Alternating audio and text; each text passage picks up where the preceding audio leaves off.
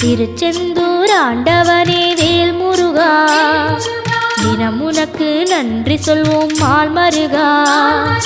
திருவடியில் தவம் இருப்போம் திருமுருகா, தீப்பெழுது நலமெனவே வடிவழகா.